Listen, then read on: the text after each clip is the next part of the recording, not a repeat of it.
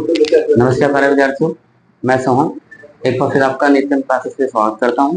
तो प्यारे विद्यार्थियों, काफी दिनों बाद आपसे मुलाकात हो रही है। तो इसी बीच हमारा क्या टॉपिक रहेगा आज का, निषेचन यानी कि फर्टिलाइजेशन। ये बोर्ड एग्जाम के लिए मोस्ट इम्पोर्टेंट टॉपिक है और ये आपको आना भी चाहिए। ठीक है, तो पहले आप देखेंगे कि जो हमारा निषेचन है इसकी डेफिनेशन क्या बनती है। क्लियर है बात। अब देखिए, मैंने आपको दो चीजें पढ़ाई थी, स्पर्मेटोजेनेसिस और oogenesis। स्पर्मेटोजेनेसिस के दौरान तो किसका निर्माण होता है, शुक्राणु का निर्माण होता है।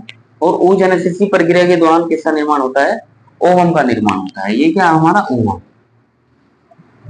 या अंडाणु।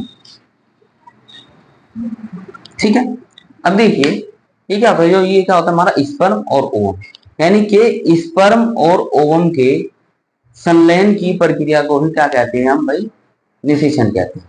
क्या कहते हैं भाई, शुक्राणु प्लस अंडाणु के मिलने की प्रक्रिया को हम क्या कहते हैं भाई, निषेचन कहते हैं। और निषेचन की जो प्रक्रिया होती है वो अंडवाहिनी में होती है। कहाँ पे होती है वो, अंडवाहिनी में होती है। अब देखिए थोड़ा छोटा सा डायग्राम हम अंडवाहिनी का भी बनाएंगे तो समझने की कोशिश करते हैं।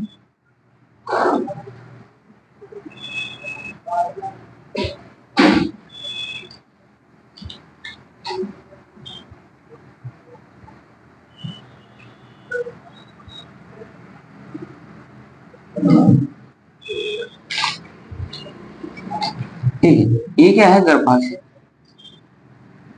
ठीक है, और ये क्या है, अंडाशय।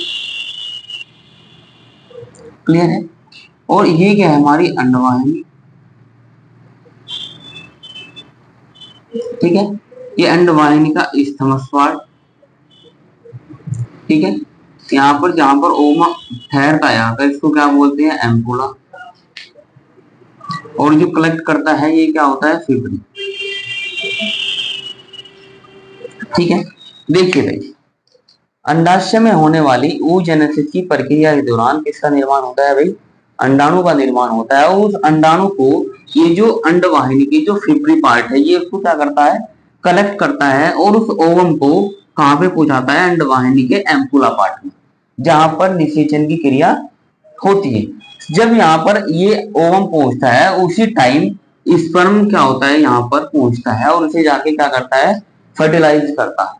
क्या करता है, फर्टिलाइज करता है। ठीक है, अब देखिए इधर समझने की कोशिश करेंगे हम। ये क्या है हमारे पास ओवम और ये क्या है हमारे पास स्पर्म। देखिए ओवम में क्या क्या चीजें प्रेजेंट होती हैं, पिछले वीडियो में आप देख सकते हैं। ओवम का जो आउटर लेयर ऑफ कवरिंग होती है उसको क्या बोलते हैं हम भैया, उसको बोला जाता है कोरोना रेडिएटा लेयर।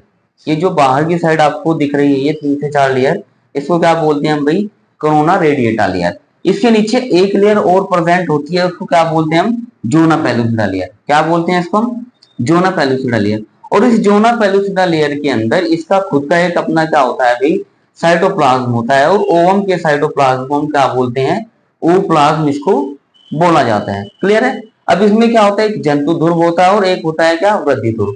जिधर इसका जंतु ध्रुव होता है उधर इसी क्या होता है, एक केंद्रक प्रेजेंट होता है। इसमें क्या होता है, केंद्रक प्रेजेंट होता है। अब देखिए ये हमारा ओवम हो गया है और ये क्या हमारे पास स्पर्म है। क्लियर है।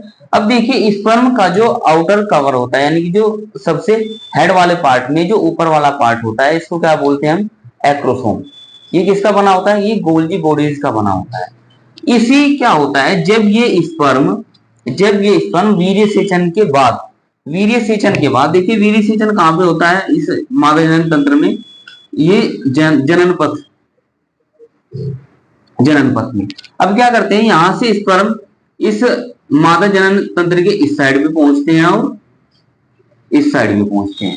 चाहे इस साइड पहुंचे चाहे इस साइड पहुंचे, प्रोसेस दोनों एक ही रहता है। अब देखिए जैसे ये एक्रोसोम या ये पूरा स्पर्म एम्पुला पार्ट में पहुंचता है, जिस दौरान यहाँ पर ये ओवम पहुंचता है, तो ये क्या काम करता है, इस ओवम के एक्रोसोम पार्ट से, इस ओवम के एक्रोसोम पार्ट से, सॉरी स्पर्म के एक्रोसोम पार्ट से दो एंजाइम क्या होते हैं भाई, रिलीज होते हैं। एक तो होता है हमारे पास कोरोना,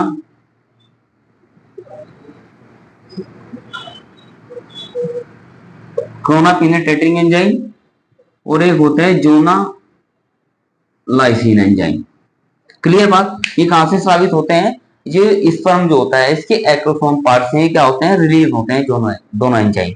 अब ये एंजाइम क्या काम करते हैं, ये जो कोरोना पेनिट्रेटिंग एंजाइम है, ये क्या काम करता है, इस ओवम की कोरोना रेडिएटर लेयर को क्या काम करता है, ये गलाने का काम करता है। ठीक है प्यारे विद्यार्थियों, अब देखिए जैसे ही ये स्पर्म यहाँ की इस कोरोना रेडिएटर लेयर के पास पहुंचता है, तो यहां से क्या होता है, ये कोरोना पेनिट्रेटिंग एंजाइम क्या होता है, रिलीज होता है, यानी कि स्रावित होता है। तो ये क्या काम करता है, ये एंजाइम इस लेयर को गलाने का काम करता है। क्या काम करता है, ये इस लेयर को गलाने का काम करता है। ठीक है प्यारे विद्यार्थियों, अब देखिए इसके अंदर एक लेयर और है, वो क्या है हमारे पास, जोना पेलुसिडा की लेयर। क्या है वो, जोना पेलुसिडा की लेयर। उस लेयर को नष्ट करने का कार्य या फिर उससे संपर्क बनाने का कार्य कौन करता है, जोना लाइसिन एंजाइम का काम करता है। क्लियर है बात।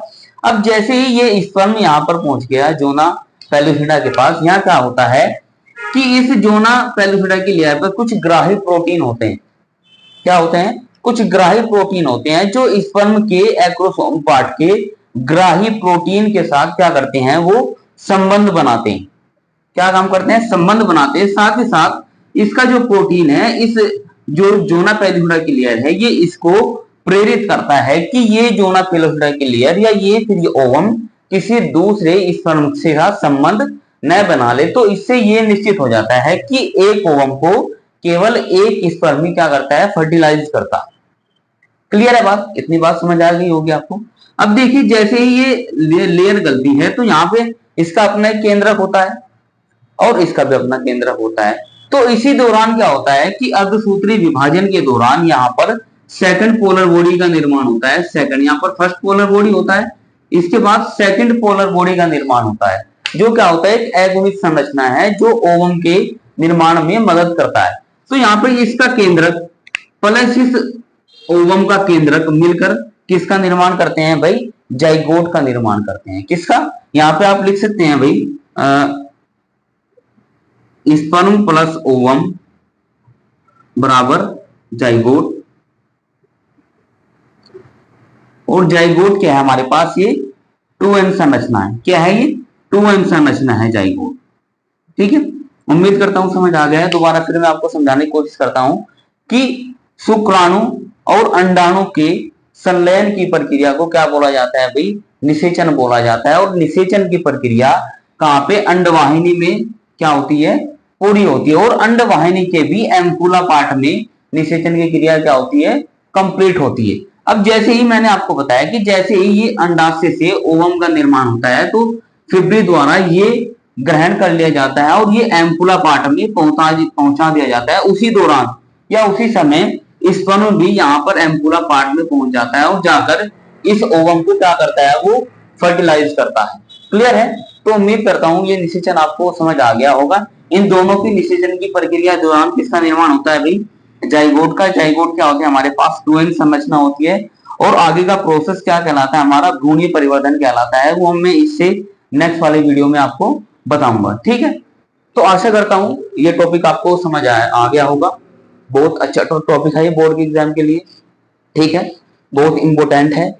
अगर कोई आपका सवाल है इस टॉपिक से लेकर या इससे कोई संबंधित कोई चीज न आपको समझ आई हो, तो ये दोनों वीडियो आप मेरी पिछली वीडियो भी आप देख सकते हैं, क्योंकि मैंने आपको नर जनन तंत्र भी पढ़ाया हुआ है और मादा जनन तंत्र भी पढ़ाया हुआ है। ठीक है प्यारे विद्यार्थियों, तो नित्यम कल के साथ जुड़े रहिए। नमस्कार।